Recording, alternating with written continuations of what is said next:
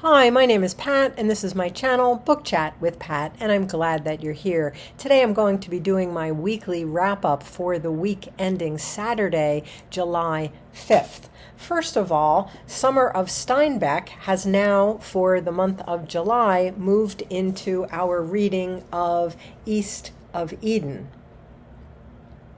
For this novel, we have created, or I created, a reading schedule, just because this is a really big book. And so far, everybody's been kind of reading around in Steinbeck and sort of reading on their own and reading at their own pace, which is great, but it kind of makes having a discussion difficult. So we've created a bit of a schedule to get us through this 600 plus page novel. People are still reading at their own pace, but at least we have a schedule for what chapters we will be talking about in each week of July. This book, East of Eden, is Steinbeck's 1952 family saga.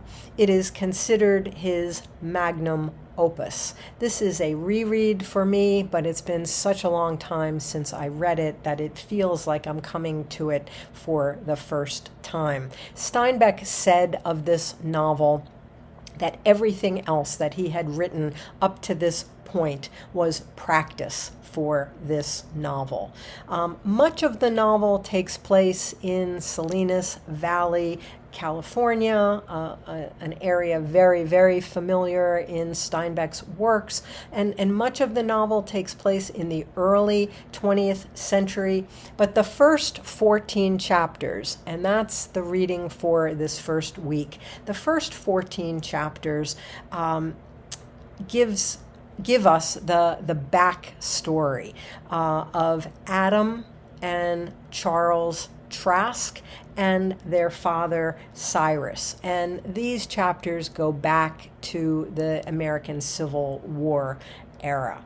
Steinbeck's inspiration for this novel was most definitely the fourth chapter of Genesis, and specifically the Cain and Abel story. And that story gets told and retold throughout this 600 plus page novel. Different characters in different time periods and different generations kind of repeat different aspects of the Cain and Abel story. And all of the characters' names in the story even are symbolically variations of Cain and Abel.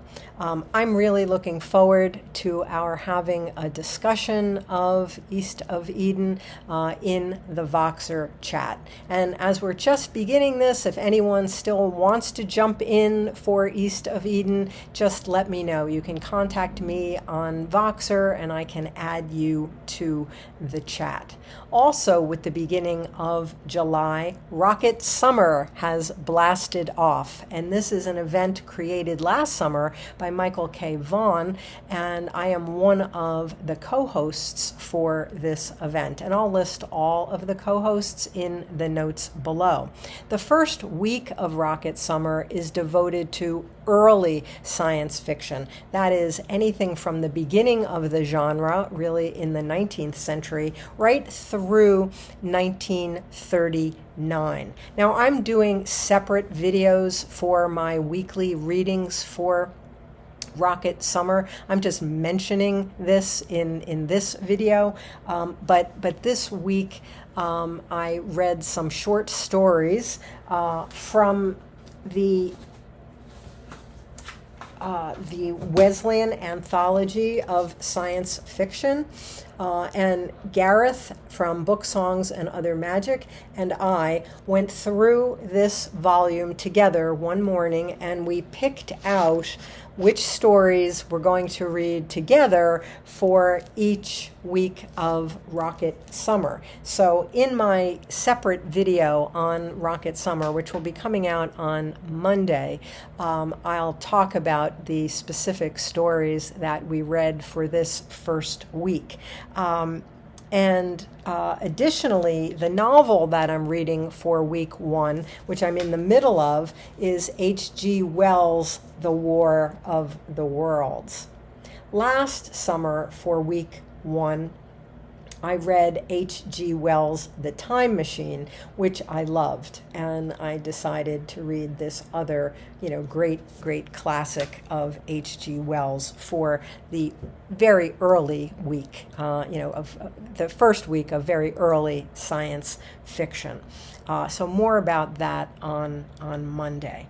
Additionally, with the start of July, Private Eye in July has started. This is also a brand new event, and I'll list all of the co-hosts in the notes below. I'm going to try to read some Private Eye literature this month, and I'm just going to talk a little bit right now about what I did read this week and what I've started to read. When we were reading Finnegan's Wake, Roy at Roy Reads Anything discovered several references to a girl detective, that Joyce was writing about in Finnegan's Wake, and that was the character of Sylvia Silence. And Roy did some research on Sylvia Silence, girl detective, and found out a whole lot about her. And he's also been able to access her stories. So he shared with me the very first Sylvia Silence story, and I read that this week. Now, Sylvia Silence is actually not a private investigator, at least not according to the definition that the hosts of Private Eye in July have come up with. She's not paid for her work, and she's she's a kid, she's a teenager, but she is a girl detective, and she gets involved in some really serious cases. So I just read the first story. I thought it was delightful. Roy is finding all of her stories, and as he sends them to me, I'm going to keep reading them. But just a little bit about Sylvia Silence, because she was reading about her in Finnegan's Wake. She was totally new to me. Sylvia Silence was created by John William, I'm not sure if it's Bobin or Bobin. I'm not sure how it's pronounced. But he was a writer who was known primarily for writing detective fiction in the early 20th century juvenile newspapers. And he created a bunch of different characters and different detective series. But his most famous creation was Sylvia Silence. In 1922, writing under the name Katharine Greenhalgh, Bobin introduced 15-year-old Sylvia Silence, who is credited with being the first girl detective in British children's literature. Who knew? And she really is, in having read the first story, I can tell that she is at least one of the inspirations for Nancy Drew, the American girl detective who became very popular a little bit later on in the 20th century. Sylvia Silence lives with her detective father, and she helps him with some of his cases, and she goes out on her own and solves some mysteries of her own. And she has a couple of animal sidekicks. She has Jacko, a monkey, and Wolf, the Alsatian shepherd.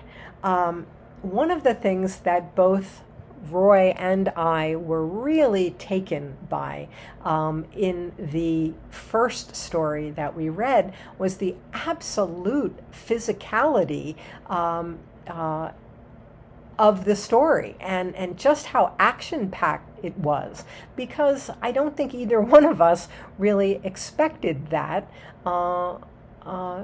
Sad to say, in a story featuring a teenage, female protagonist.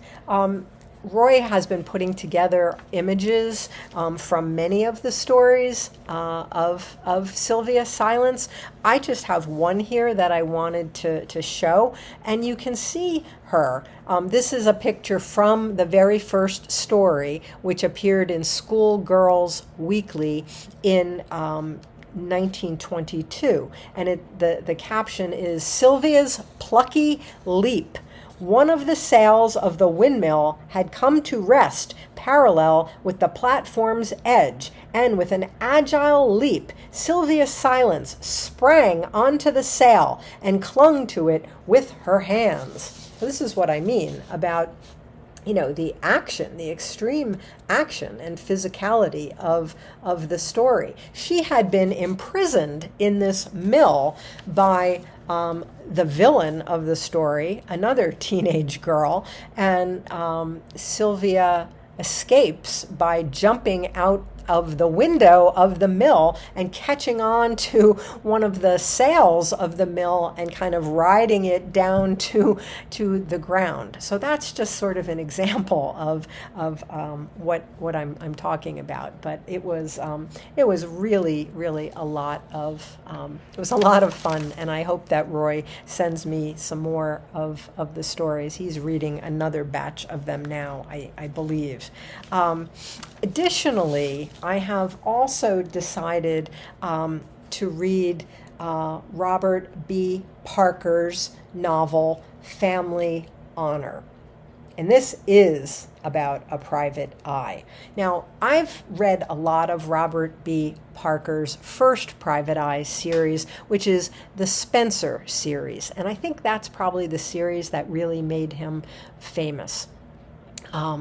And then after the Spencer series, he wrote the Jesse Stone series. And I've read a number of those also. But in 1999, he launched the Sonny Randall series with this novel, Family Honor. And Sonny Randall is a female private eye. She's a Boston private investigator. She's a former cop. She's a college graduate. She's an artist. She's a painter of some talent. And she's also a recently divorced woman. But she's not at all over her ex-husband, nor is he over her. And he very much features in, certainly in this first novel. I don't know about in the whole series. In this book, she's hired by a very wealthy family who are trying to locate their teenaged daughter who has disappeared. And Sonny Randall is tested to the max by this family because they have very definite preconceived notions about what a private investigator should be and what a private investigator should look like. Parker wrote, I think, 6 Sonny Randall novels before he died in, I believe, 2010. But as with all of his series, this series too has been continued, supported by the family, by other writers. So Parker wrote 6, and then he also featured Sonny Randall in one of his Jesse Stone novels. And then after his death, his friend, the sports journalist Mike Lupica, picked up the series, and he wrote several volumes of Sonny Randall also.